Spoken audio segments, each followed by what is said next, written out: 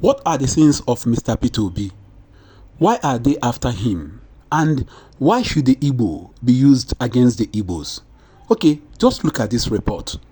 P2B has crossed the line, and at this point, whatever comes to him, he needs to manage it. APC.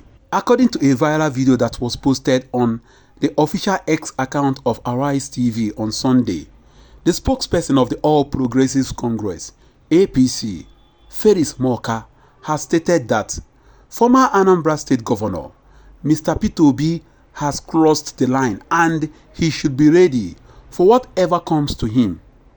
Morka stated that rather than thinking about why he lost the 2023 presidential election, the former governor of Anambra State is busy trying to bring down the administration of President Bola Ahmed Tinubu. The APC chieftain described Mr. P2B as someone who is deceptive. According to the APC chieftain, rather than thinking about why he lost so that he can do better in the future, he thinks he can bring down the government by being malicious, deceptive. That is wrong. I am not somebody to be offensive in that manner, but I think Mr. P2B has crossed the line. So many times he has crossed the line, and at this point, whatever comes to him, he needs to manage it. That was Mr. Felix Morka, the APC chieftain. That was why I asked from the onset, what is the sins of Mr. P2B, and why is it that the Igbos are always used against the Igbos? Okay, before we continue, I would like us to look at the key points, or the 12 key points, or 12 highlights that President Bola Ahmed Tinubu and the APC needed to look into in 2025. Ordinarily, if I am APC and President Bola Ahmed Tinubu, I will be thanking Mr. P2B. 1. Commence a visible and verifiable reduction in the cost of governance to allocate more resources to critical areas such as security, health, education, and poverty alleviation. 2. Give aggressive and visible attention to effectively combating corruption, ensuring proper investigations and recoveries related to missing funds, and increasing transparency and accountability in public procurement and contract award processes. 3. Ensure that all future borrowing is tied to regenerative investments and visible, productive assets that benefit the nation rather than accumulating debt with no tangible returns. 4. Dedicate at least 20% of 2025 to visit each of Nigeria's 36 states for 2 days to understand the country's their economic and security situations. 5. Conduct the next medical examination at one of the Nigerian's national hospitals or regional federal medical centers to assess the state of health care facilities. 6. Travel by road to observe the condition of highways, taking short trips to witness infrastructure firsthand. 7. Make impromptu and planned visits to tertiary institutions to familiarize himself with the available infrastructure, assess the utilization of resources from the Tertiary Education Trust Fund, Third Fund, and understand what is needed to sustain the education system. 8.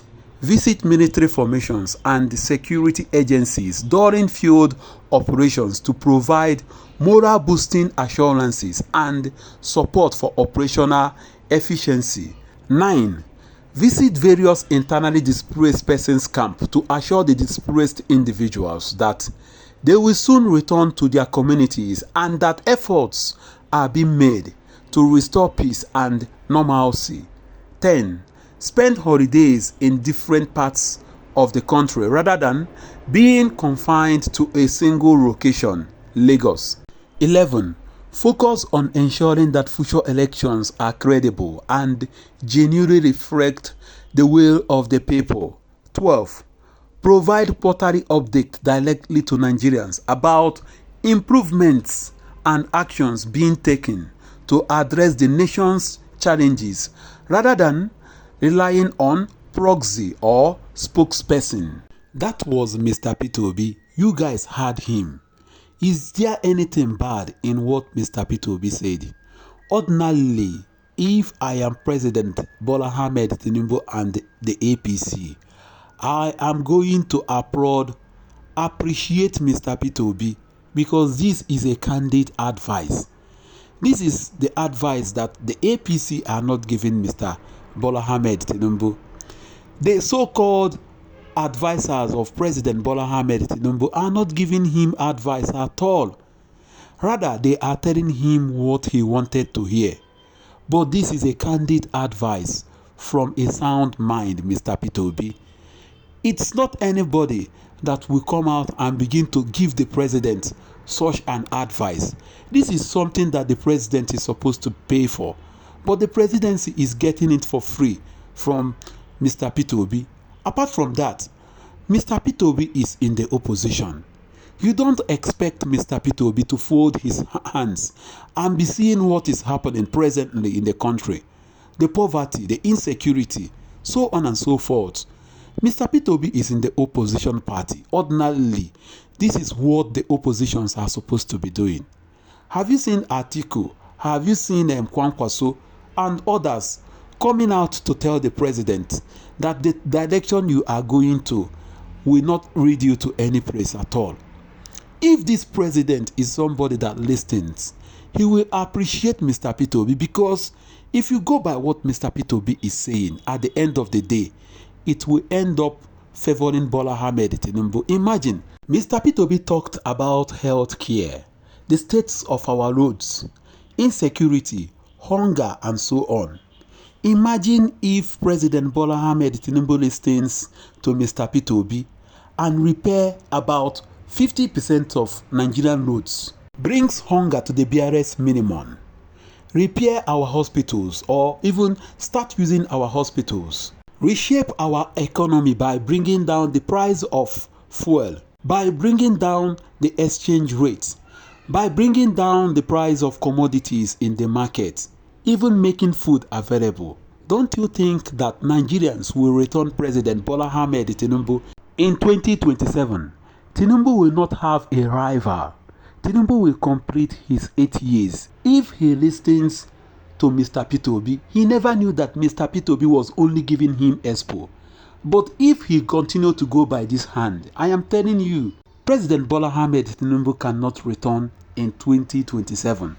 If he begins to listen to the APC and their cohorts and ignore what Mr. Peter Obi and others are saying, I will see how he will return in 2027.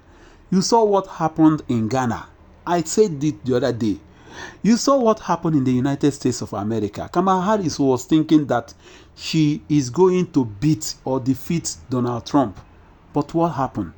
What about Ghana? You saw how opposition came and took over. This is what will happen in 2027 if Tinubu do not listen to what Peter Obi and so on are saying. Peter Obi is not desperate to be the president of the Federal Republic of Nigeria, but he wants a Nigeria that will work for all of us. Guys, what do you think?